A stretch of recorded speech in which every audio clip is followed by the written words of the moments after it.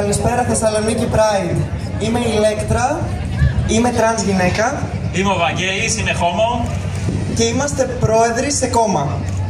Το Volt, έτσι λένε το κόμμα, θέλει να αλλάξει τον τρόπο με τον οποίο γίνεται η πολιτική σε όλη την Ευρώπη. Εμείς, δύο queer άνθρωποι, ηγούμαστε αυτού του κόμματος, αλλά οι ταμπέλες μας δεν μας απέκλεισαν και δεν μας προώθησαν. Έτσι δεν θα έπρεπε να γίνεται σε όλο τον κόσμο? Αλλά πού αυτά? Στην Αμερική που τώρα λένε ότι τα φύλλα είναι μόνο δύο και συλλαμβάνουν φοιτητές στα πανεπιστήμια, ξένους φοιτητές. Στην Ουγγαρία που ποινικοποιεί το Pride, που απολύουν δικαστές που διαφωνούν με την κυβέρνηση. Στην Τουρκία που έχει αποσυρθεί από τη συνθήκη για την έμφυλη βία, που έχει το ρεκόρ φυλακισμένων δημοσιογράφων. Η ακροδεξιά είναι στην κυβέρνηση στο Ισραήλ, στην Ιταλία. Από αυτήν εξαρτάται η κυβέρνηση ακόμα και της Σουηδίας.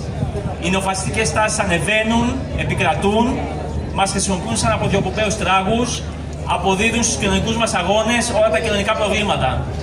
Δεν είναι στη φαντασία μας, δεν είμαστε τρελές, μας έχουν στο στόχαστρό τους. Από τα δικά μας δικαιώματα ξεκινούν και να καταλύσουν τα δικαιώματα όλων, τη δημοκρατία, τον πλουραλισμό. Είμαστε εδώ για να αντισταθούμε στο νέο αντι-gender υπερσυντηρητισμό, στον τραμπισμό και στην ακροδεξιά. Δεν θέλουμε να αλλάξουμε απλά κάποιους νόμους ή να φέρουμε μια κάποια ορατότητα. Θέλουμε να αλλάξουμε την κοινωνία και την ίδια την πολιτική. Θέλουμε να συμμετέχουμε στις αποφάσεις για τις ζωές μας σε όλους τους τομείς. Happy Pride σε όλα. Και να σας περιμένουμε στο επίπεδο του Volt.